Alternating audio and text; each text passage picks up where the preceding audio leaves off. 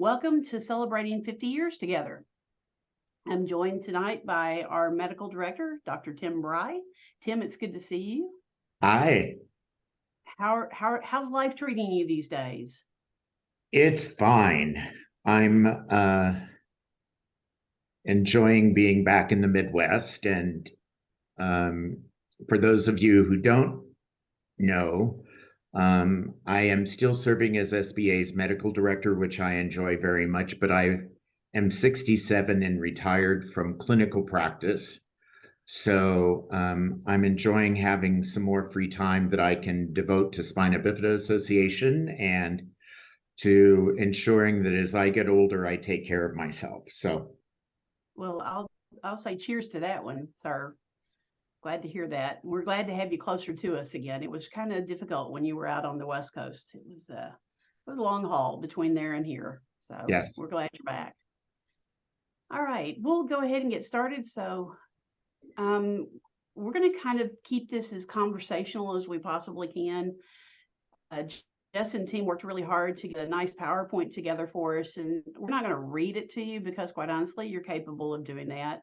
So Tim and I just want to kind of talk through the history of SBA and talk a little commentary as we go along, particularly around some things that were really important for the history of the organization and our movement. But it's really kind of interesting because we've been around for 50 years now, and when you think about it, there's been a lot of things that have happened in the course of that time, and philosophy has really changed around disability in that time frame too.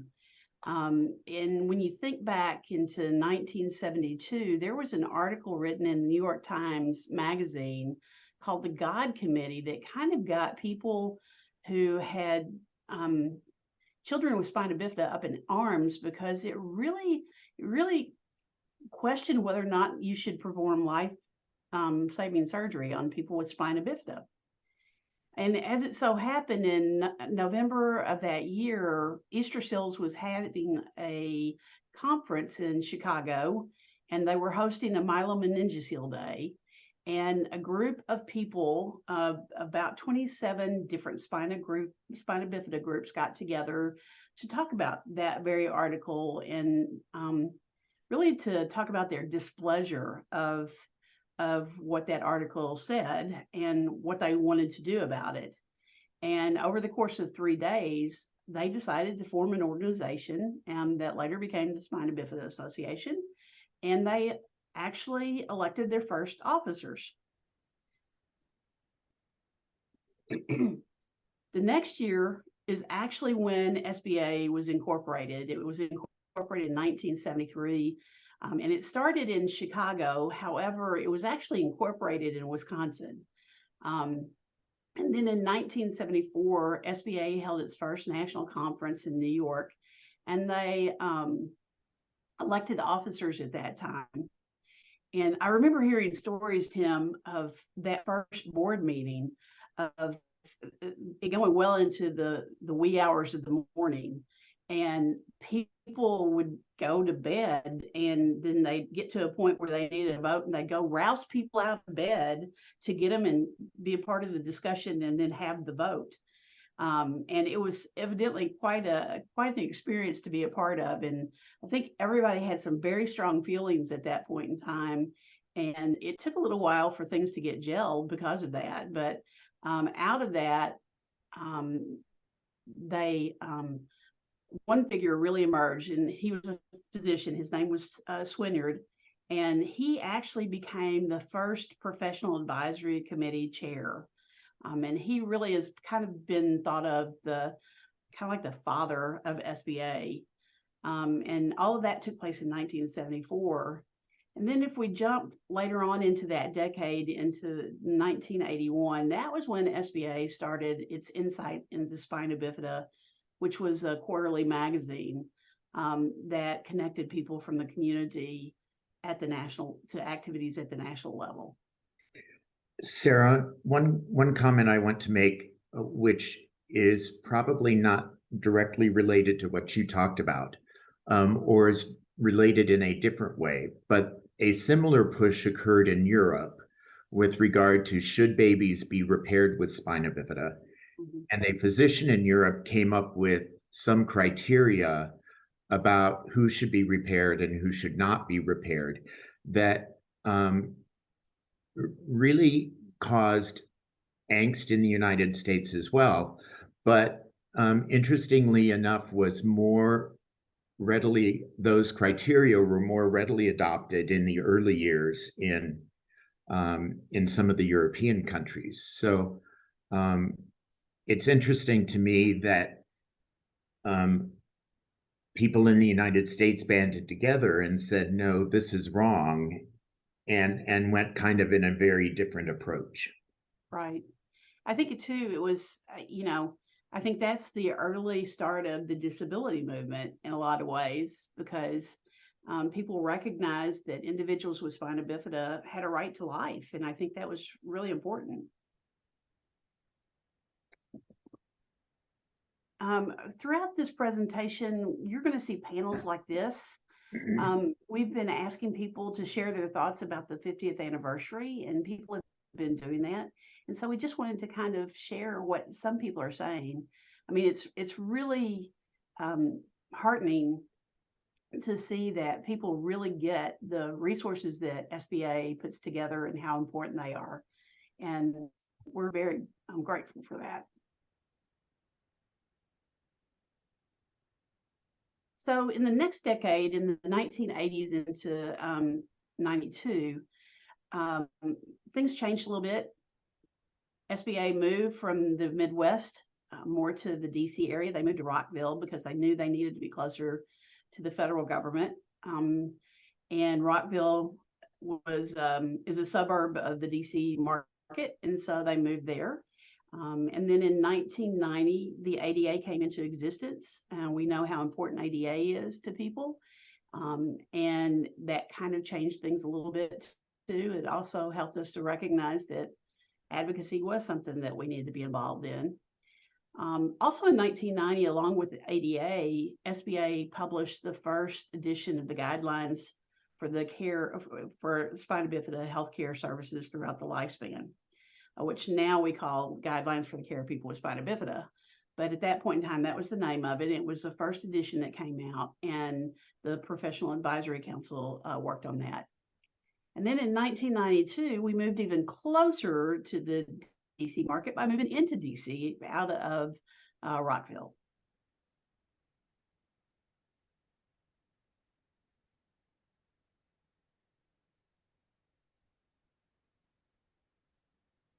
Next slide. Tim, I think you're up. Okay.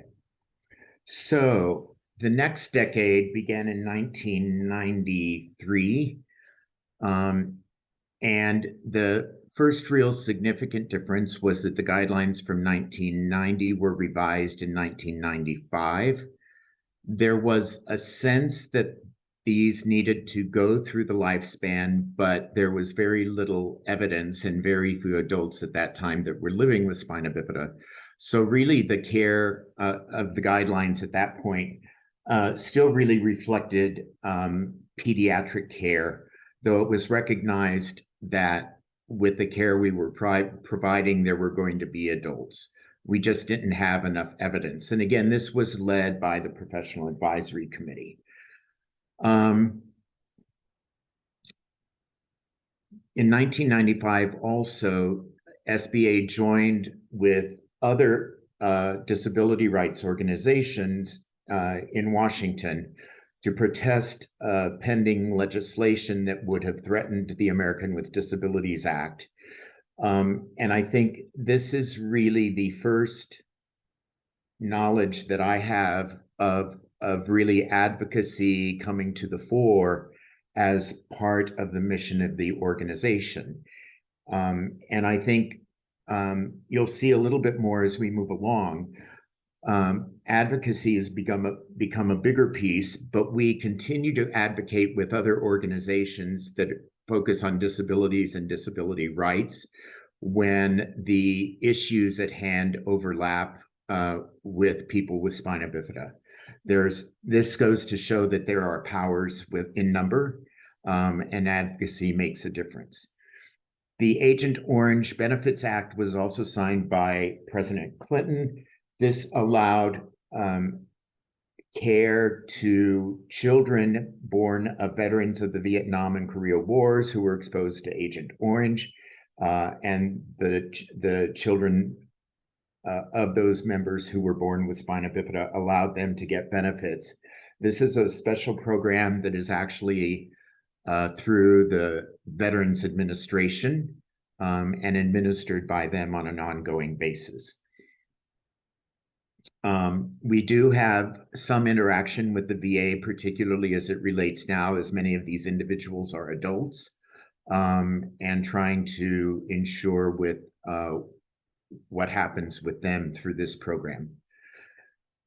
I think also most significantly, the congressional appropriations language indicated a need for expanding the use of folic acid.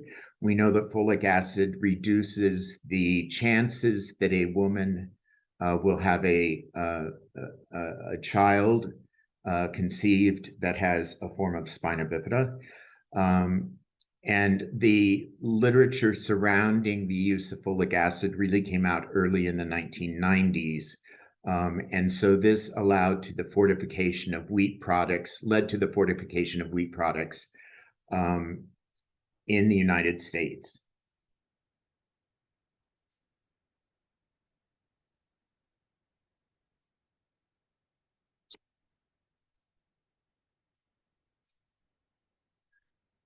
This next slide, the next decade, 2003 to 2012, you can see is very busy.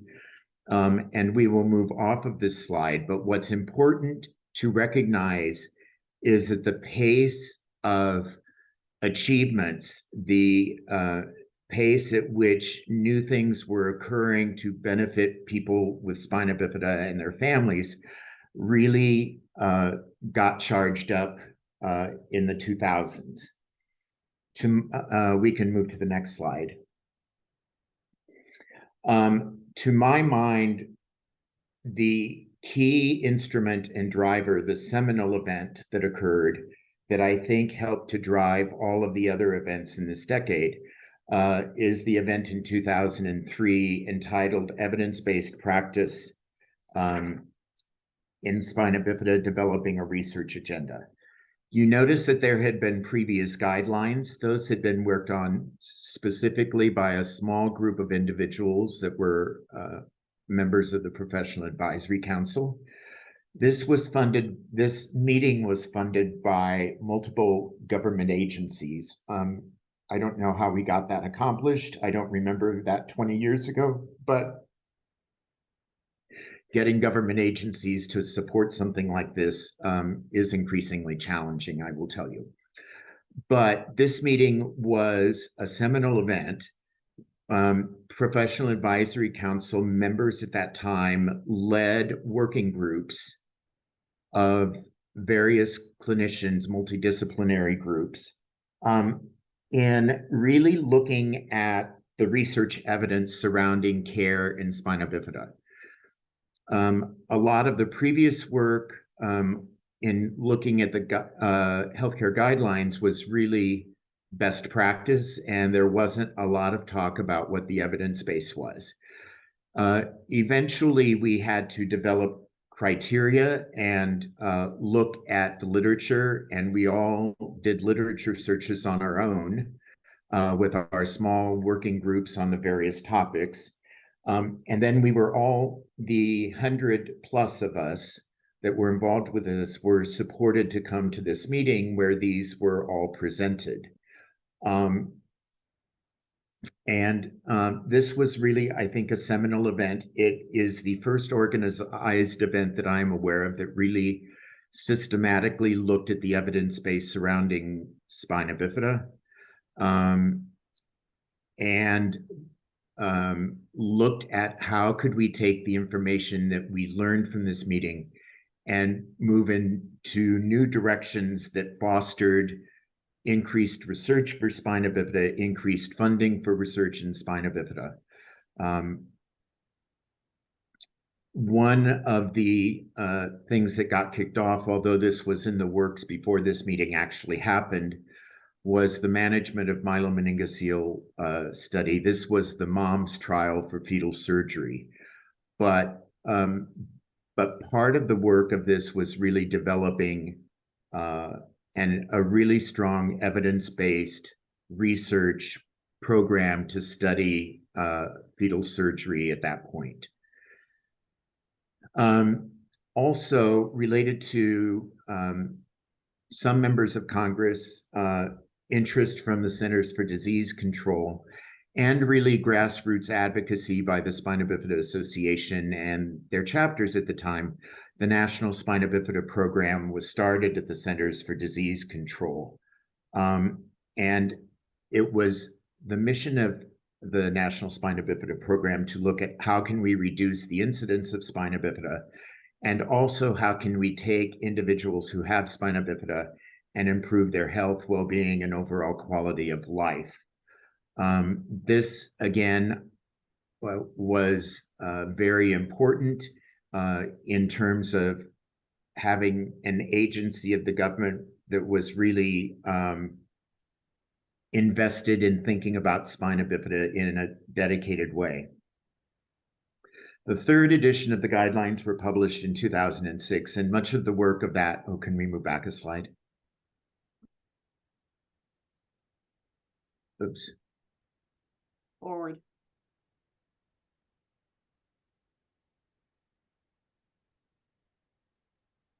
One more back. Okay. Other way. We're back. We're still in the 12. Backward. I'm not sure my mouse is not doing what I've asked it to do, so I'm trying to figure out what's going on here. So bear Okay. with me. Technical difficulties, folks. Technical difficulties. So I'll just use the keys here. So it is, we want. There Okay, you go. there we go. Sorry about that. That's okay. The National Spina Bifida Program still exists at the CDC. It's one of the things that the Spina Bifida continues to advocate for increased funding for on a routine basis. The National Resource Center was launched in 2004, and I think those of you who know Juanita know that she does an excellent job. We get hundreds of emails through that center each year. Juanita is fluent in English and in Spanish, so we're able to respond to needs of people who speak English and Spanish. And then the Spina Bifida Congressional Committee in 2005 recognized spina bifida as the leading permanently disabling birth defect in the United States, and requested then ongoing expansion of the National Spina Bifida Program at the CDC. I think those are key years, right? Like those 3 years really set the stage for where we are today. Had those not happened, we wouldn't be doing half of what we're doing these days. That's true.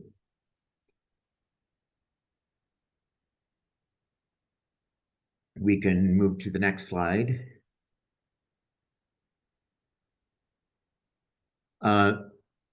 So the third edition of the guidelines happened in 2006. This was really based on the extensive literature searches that were done for the 2003 conference.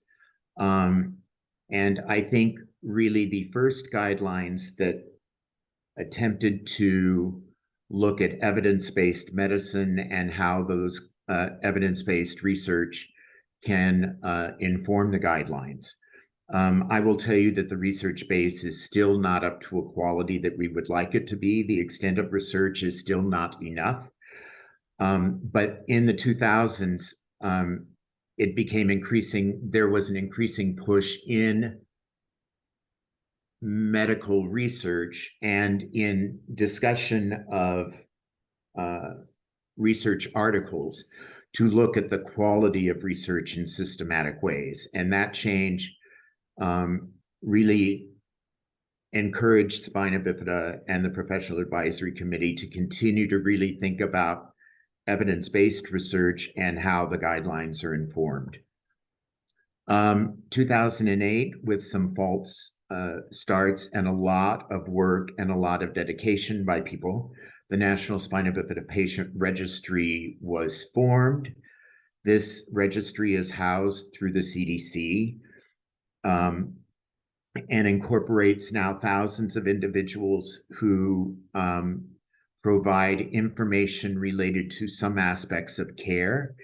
And we are now able to really, now at this time, almost 15 years later, to really begin to look at what we're doing, how we're doing it, what works, what doesn't work, and how we continue to foster research. I would say the patient registry is now over 12,000 individuals that have contributed. And as we expected it to be, it took a while to get off the ground. It was not an easy event, I will tell you, as somebody who was involved with that, but an increasingly important event. And I think we are now at a point where we can really look at research protocols. In fact, research protocols have already begun on the basis of work that was done through the initial registry. So, and the registry is a clinic-based registry, right, Tim? Yes. And it's admittance, the clinic's admittance into it, if they're being paid by CDC, it's done on as a grant. So therefore, there's a process people have to go through and certain things they have to actually accomplish in order to be a part of it. So it doesn't expand easily. I think that's one of the reasons that we advocate for the National Spina Bifida Program, because the more money they get, the more money can be shifted to support the registry and more clinics to be involved with that. It was also recognized by the leadership of the Professional Advisory Council throughout the 2000s that if we wanted to support research, that SBA should look at developing a mechanism where research could be presented to other individuals and not just wait to hear what ultimately gets published. And so the first World Congress on Spina Bifida Research and Care occurred in 2009 in Orlando.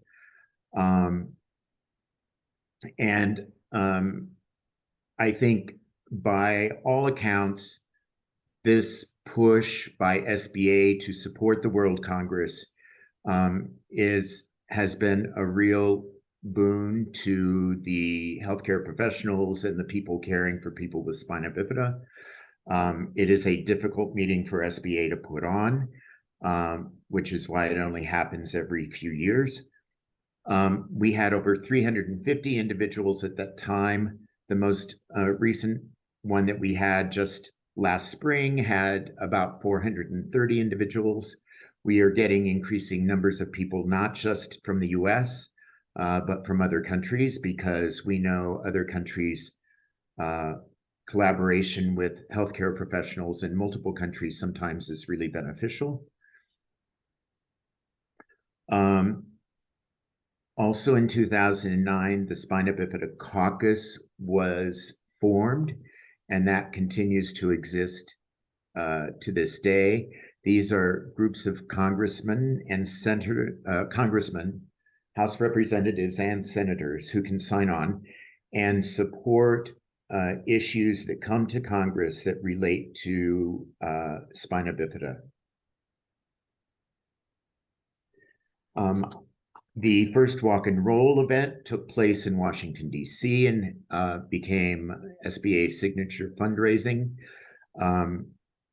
This, I think, has been important opportunities for families to get together, for the organization to raise money, and for everybody to raise awareness.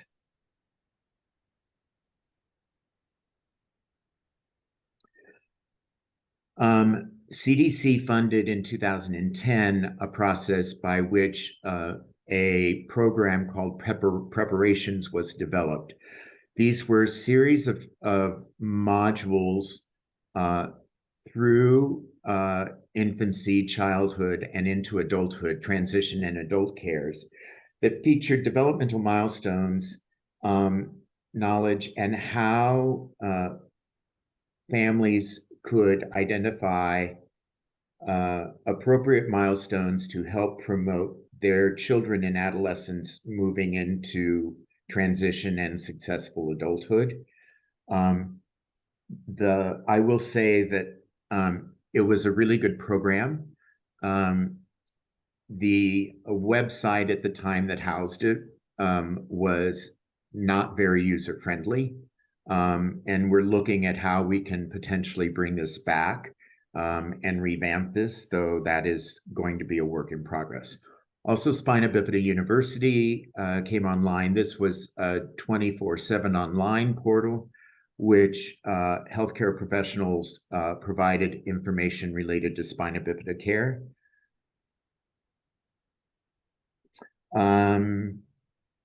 I am still not of the social media age, but in 2011, Spina Bifida launched their first Facebook page. And then we recognized that individuals of Latino descent appear to be at a higher likelihood of having children with spina bifida based on data from the CDC. And so the first step SBA took was to partner with organizations to see about fortifying corn masa with folic acid, as masa is often a staple grain for many of the Latino populations. And I think this really brought to mind also the need for SBA to continue to focus on the Latino populations and people with spina bifida. So this first was an advocacy drive, but but it really was the impetus, I think, for some of the things that we've been working at developing for our Latino populations. The 2012 held the Second World Congress in Las Vegas.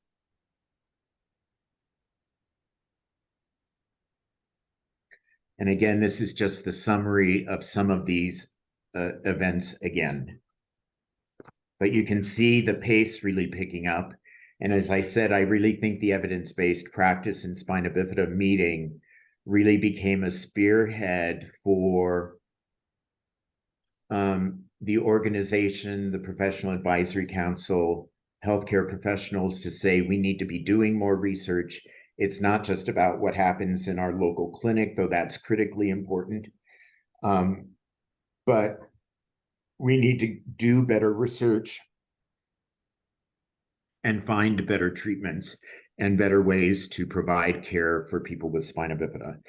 I think it also helped build the awareness that Spina Bifida Association moved from primarily in the 70s and 80s and even early 90s to support educational events and information provided to people with spina bifida, but that SBA really had a major role to play with the clinical community and what happens with care.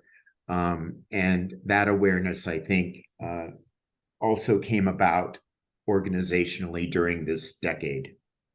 I agree. I think that pivotal time in the early 2000s really shifted what SBA was doing, and really helped SBA to step into the forefront as a leader in spina bifida care. And I think we're trying to continue in that realm.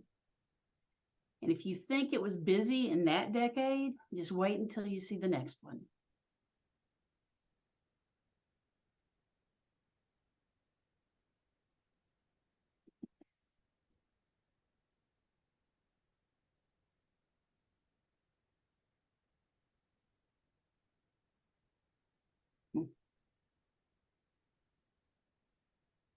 So the next decade, 2013 to 22, actually takes 2 slides just to show. And the pace has just continued to pick up. And all of it goes back to those early days in the 2000s when all of that work was done. And if you look at what we've done in this decade as an organization, and you go ahead and move forward, Jess. Next slide. So in 2013, as you all may recall, the board made the difficult decision not to do the conference anymore. And part of the reason that the pace picks up so much is because we weren't doing the conference. The conference itself took a year just to plan and prepare for. And that was really all the organization could just about muster to do was that conference. So when the board made the decision that based on the number of people that conference served and the cost of the conference, and what we weren't doing as a result of it, they made the decision not to hold the conference anymore, but we were committed to education. And so we debuted the Education Day series. And those were mini conferences that were held in different cities around the country. They were day long, so people didn't have to travel quite so far. The cost wasn't as expensive. We usually did them in conjunction with a clinic, and it was just a way to still provide that educational content that the conference did, but in a much different format, one that was less expensive on everybody and less time consuming on everyone. So that was in 2013. 2014, that was when we started really focusing in on clinical care. That was when the Spina Bifida, it started out as the Clinical Care Network, but we changed the name to the Collaborative Care Network because the group that came together to plan for this realized that clinics weren't the only actors on people's health. Individuals themselves control a lot of their own health, and they needed to be a part of that process, not just clinicians. And so as a result, we changed the name to the Collaborative Care Network. And really what the network is designed to do is to monitor, track, and evaluate care that's provided to people with spina bifida, and then help with the research input for the National Spina Bifida Program and advocate for best practices to be used as they're identified. Then in 2015, we realized that we really needed to listen to what adults were saying, so we formed the Adult Advisory Council. And it became an important institution within our organization to actually help us determine what we were doing, if we were headed in the right direction with things. It was our first step at really trying to live the nothing about us without us motto. And so that started in 2015. We followed that up in 2016. The Adult Advisory Council really recommended that we needed to do a survey to understand the issues that concern adults. And so we spent a year doing that survey, and the insights that we got from that really helped to actually look at all of our programs for the future. And that was where the SBU, which is the YOU versus the letter U, came from. Next slide. 2017, the Third World Congress, we held that in San Diego. We also transitioned our Insights magazine into more of a blog format, and subscribers were able to stay informed about SBA activities and news and things that mattered to the community. In 2018, we were able to hold our first Teal on the Hill, which, is most of you know, is our advocacy day that we do annually, where we really fight for funding for the National Spina Bifida Program. That year, we also asked for people to sign on, for members of Congress to sign on to the Spina Bifida Caucus. And then we were fighting at that point in time to get wheels on wheelchairs covered. They were considered accessories. And so that was a big push that we had that first Teal on the Hill. And we launched that program that I referred to just a slide ago, the SBU program, which is really an education series, a webinar series that's about, for, and by adults. And it's been very successful. We've had all kinds of programming, physical fitness, mental health needs, how you become a parent, how you live independently. There have been lots of topics that have been covered in the SBU series. In 2018, we also were able to finalize the guidelines for the care of people with spina bifida, which is the 4th edition of the guidelines. That had been worked on at a consensus meeting at the Third World Congress in San Diego, but we were able to complete it and then distribute it beginning in 2018. It was also a massive undertaking.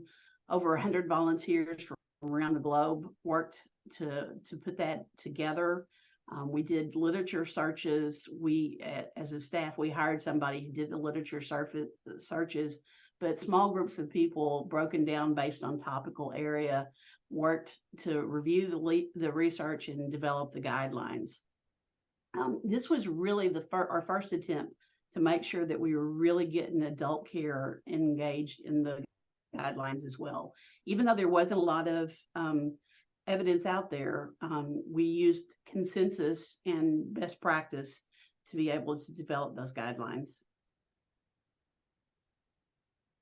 2019, we were able to identify gaps when we were doing that process of developing the guidelines, and we were able to identify research gaps. And what we wanted to do was to take those gaps and come up with a way to prioritize them so that we could develop a research agenda. But we didn't want to do it. We wanted the community to. And so what we did was we developed a survey that individuals within our community took.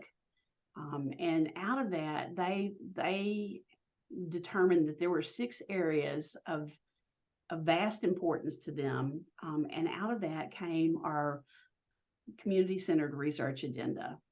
And we started a research advisory council to be able to kind of oversee that process. That council has researchers on it, adults with spina bifida, parents of children with spina bifida, and other medical professionals. And they're working on those 6 topical areas that were identified in the research gap. We also, that year, 2019 was a busy year. We also launched a mobile app that put the guidelines at the fingertips of individuals with spina bifida so they could easily share them with their physicians. We also started changing the guidelines or writing them more for non-medical audiences so people could understand them. So we wanted people with spina bifida and their care partners to be able to really take charge of their medical care. And we knew they needed to be able to understand what those guidelines said as well. So that's the reason we did that. We also launched the SB Connect, which is a support group program that was designed to foster connections between people with spina bifida and their immediate families at a local level. SB Connect gatherings took place in very informal, relaxed environments, and they were available at a regular pace that was very predictable. And we were all about trying to make sure that on a local level, people could connect and become friends. And that was really what the Connect program was all about. And then SBA hosted its first clinical care meeting at Lurie Children's Hospital in Chicago in that year as well. It was really an opportunity to not talk about research with clinicians, but actually talk about practice and to see if we could all learn from one another how we could provide better practice for people with spina bifida.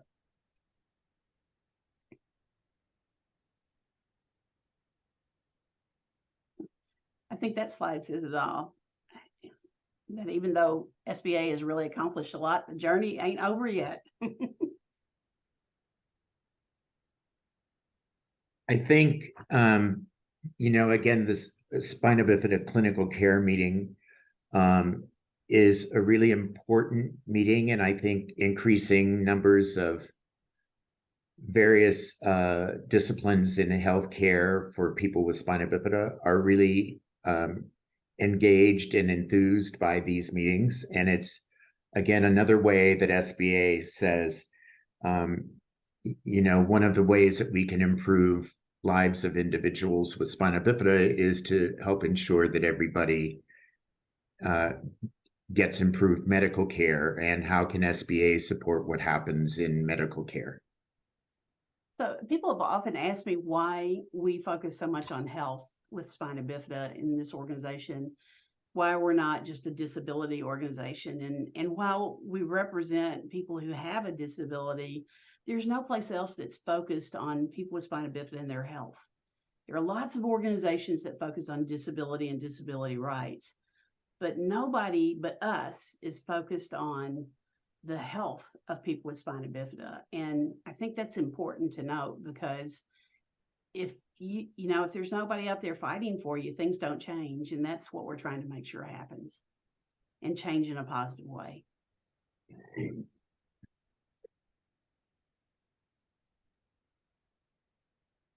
In 21, we participated with other organizations like Dana and Christopher Reeve Foundation, United Spinal, and Paralyzed Veterans to actually do a survey around catheter coverage.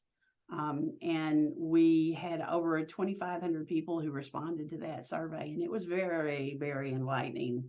And it's one that we use to advocate with insurance companies to try to get them to expand their coverage of catheters. We also established the Adapted Fitness Club, which was our attempt to try to provide a place for our members, our community members, to be able to focus in on their health and be able to get moving a little bit more. Those were done with weekly classes and monthly wellness sessions. We also created 9 Spina Bifida Year Guide to Health Life guidelines in Spanish and English to help people better understand their health and arm healthcare professionals with accurate information when it comes to treating people with spina bifida. We also launched the Ask the Expert program, which offered new ways for people to ask questions and get the information that they needed, and they've been pretty popular, I must say. We launched the Clinic Care Partners program, and we had 35 clinics that started off with us in that first year, and they meet 10 standards that we have identified as things that are important to improving the care of people with spina bifida. In 22, we took that survey and actually started advocating with those insurance companies. We had some success with Aetna. Aetna realized that they were denying people a lot, but they were literally reversing those denials almost 100% of the time. And so they realized that they needed to really look at their rules and change those, because if everybody was able to get a denial lifted, then they probably really were covering it and just didn't realize that. So I thought that was an interesting thing to have come out of that effort. The other thing we did in 22 was we started working with CDC on a benchmark program to look at clinics that had the best outcomes, to see if we can figure out what it is about those clinics that creates it. Because most of the clinics are all following pretty much the same standard of care, but some clinics just have better outcomes than others. And not all of them have great outcomes, but they might have one really good outcome in one area and not so good in others. So it was kind of a complex system that CDC developed to identify who those clinics are. And now we're in the middle of actually visiting those clinics so that we can actually put together a report that will tell us what those benchmarks are. So what is it about each clinic that makes them get better outcomes than others? The other thing that happened that year was our clinic care partner program increased to 38 clinics, and we did something that I think is really important for people with occulta. You know, one of the things, our number one page visited on our website is our occulta page. And a lot of people feel like people with occulta don't really have spina bifida. And I know in the medical community, that's always kind of been the discussion.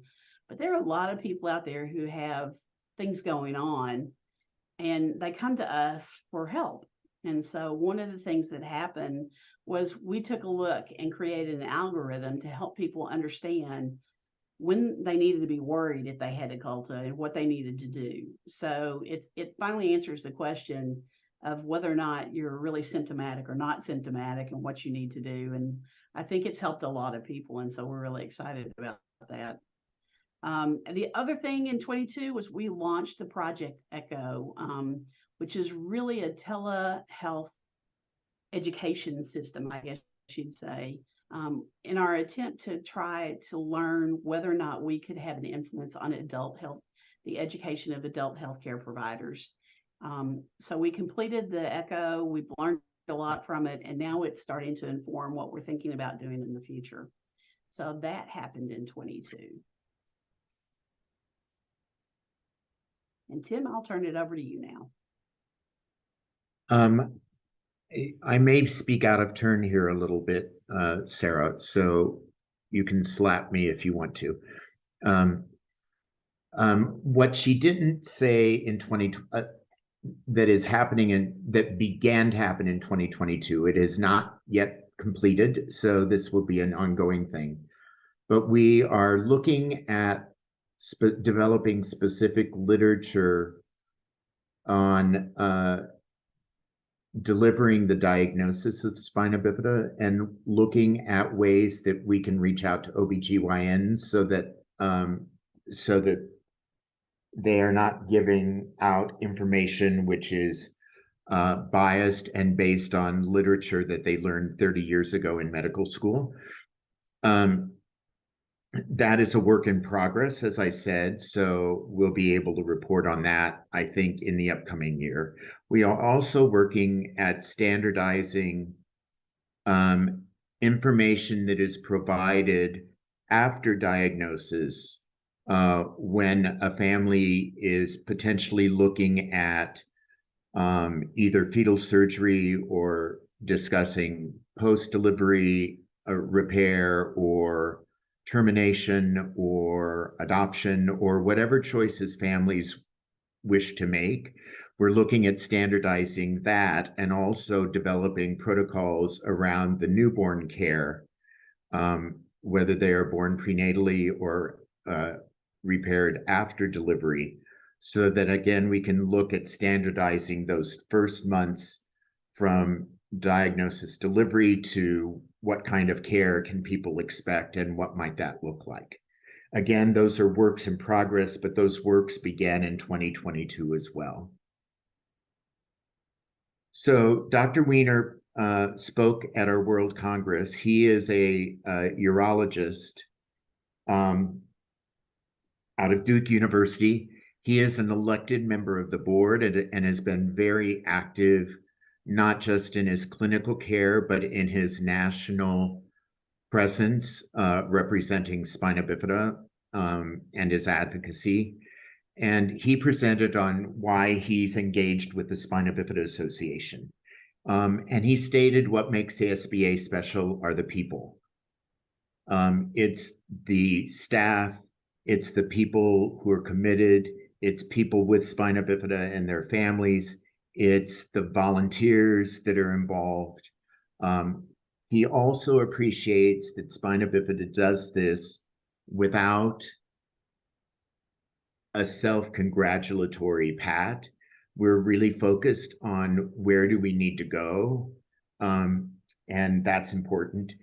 And he felt that really connecting researchers and clinicians with the community has been a really important factor for both the community and the clinicians. As clinicians, we tend to be focused on what's happening in our own little clinic and whatever challenges we may face. But he's really been able to think about this in a very global and context. And he felt what was next for SBA to do was increase awareness of spina bifida to the general public, look at delivering better quality care to those with spina bifida, assuring that adults with spina bifida have the education, resources, and medical care they need, and providing accurate information to families even before a child is born and in those first traumatic months. And I think that really sums up what SBA is in large part very focused on right now. Those are really the core missions that we have. Mm-hmm. I agree. And have really fueled the work this past year on the strategic plan moving forward. So that concludes the presentation, the last 50 years in SBA history. There was a question raised about the chapters, and the chapters' role has been kind of interesting. Chapters formed before the national organization did. So they formed first, and then they formed the national organization. Those 27 groups that came together back in 72, most of those became chapters of SBA later on. Some of them still exist, some of them don't. But the chapters have really played that role, and they've been the on-the-ground support for individuals with spina bifida that have connected each other at a local level. And they've played a role in educating people too. And they're starting to play more of a role in advocacy as we move forward at the state level. So they're getting their advocacy muscle up to speed too, I think. So I think over the next few years, I think things are going to change at the chapter level a little bit. I think we'll see chapters much more engaged in activities at a state level that may have a huge impact on people with spina bifida. All right, so if there are any other questions, I'm happy to answer them. But I've been watching the chat, and there's been a lot of good exchange of information going out there. I know that there were some questions around the SB Connect, and people shared where that could be found on our website. Also, some other links like the SBU playlist. So if you haven't checked out our SBU channel, you should, or our SBA channel, you should, because there's a lot of good information there.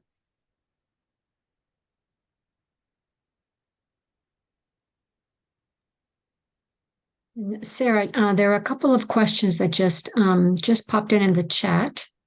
Okay. I don't know if you see them. One about, can you speak more about the Agent Orange bill that was recently passed? Sure. It was passed. We worked with Senator Braun's office on that, and it's basically designed to kind of, there have been problems with that program, and so it's a first attempt to try to make sure that there's some congressional oversight of what's going on in that program. And then the other piece of it is too, there were some question as to whether or not people could be covered after their parents passed away, and so it changed that language so that the coverage would continue even after parents passed away. So that was a big part of it, but the congressional oversight was another piece of it. We continue to try to work to strengthen that program because it still has some challenges. And so hopefully we're trying to get a meeting scheduled with the VA so we can talk with them about it to see what can be done even further, and if we can be any help in that. So we'll keep you posted on that. I see there's also another question around fleshing out of specific steps to adult advocacy, and I'm not quite sure what you're speaking about when you talk about, there are lots of pieces to advocacy. So Susan, I'm not really sure what you're looking for, but we are really focused on adult care. That's a big part of what our strategic plan is over the next several years. And we are in the process of trying to develop a plan to actually go out and recruit lots of money to be able to actually build an education system to help healthcare providers learn more about spina bifida. And so we'll be talking more about that when Mike does the future presentation, but that's to come. And of course, we continue to play a role in advocacy in terms of federal advocacy and getting more involved on the state level as well too. And I'm happy, Susan, to talk with you offline later on if you'd like to reach out to me and we can chat a little bit more about what you're thinking.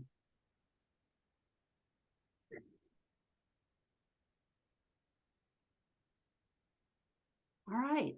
Well, we're coming up on our hour. It's been nice spending time with you guys. It's been And wonderful. Tim, it's been great spending time with you. It's been great. All right, guys. Well, everybody have a great evening. Happy Awareness Month. It's a fantastic month. If you haven't gone to a walk and roll and there's one in your area, go to it. Be a part of it because it's a great way to connect. But there are other ways on social media to connect as well. We just hope that you're taking part in the celebration of this month and celebrating all that you've accomplished. Bye, all. Thank you.